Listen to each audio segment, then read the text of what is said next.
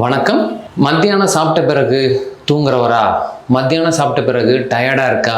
சிந்தியுங்கள். இந்த பிரச்சனை தான் காரணமாக இருக்கும். இந்த வீடியோவை பார்த்து தெரிஞ்சுக்கோங்க. இது ரொம்ப ரொம்ப காமன் ப்ராப்ளம்.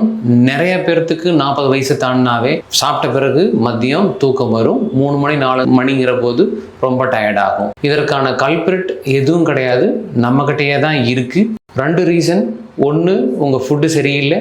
2வது, உடம்பு டயர்டாக இருக்குது. ஃபுட்டு சரியில்லை அப்படின்னு சொன்னோம்னா என்ன அர்த்தம்னா, சிம்பிள், உங்கள் கார்போஹைட்ரேட்ஸு ஃபுட்டில் அதிகம், அதாவது ரைஸ் அதிகம் இல்லை அப்படின்னு சொன்னோம்னா உங்களுக்கு ஹார்ட் ப்ராப்ளமோ இல்லை பிபியோ இருக்கிறதுக்கான வாய்ப்புகள் இருக்குது. தயவுசெய்து செக் பண்ணிக்கோங்க.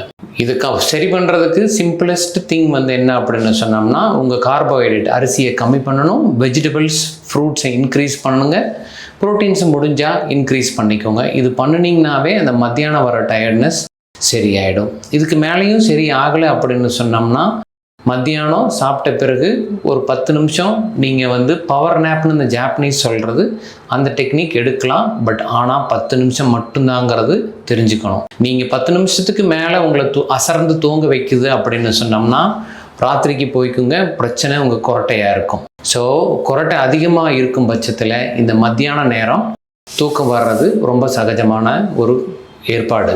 ஸோ அதனால் சாப்பாடு சரி பண்ணுங்கள், கொரட்டை வருதான்னு பாருங்கள். இந்த 2த்தையும் கரெக்ட் பண்ணிங்கன்னா இந்த மத்தியான பிரச்சனை சால்வ் ஆகிடும். தம்ஸ் அப்.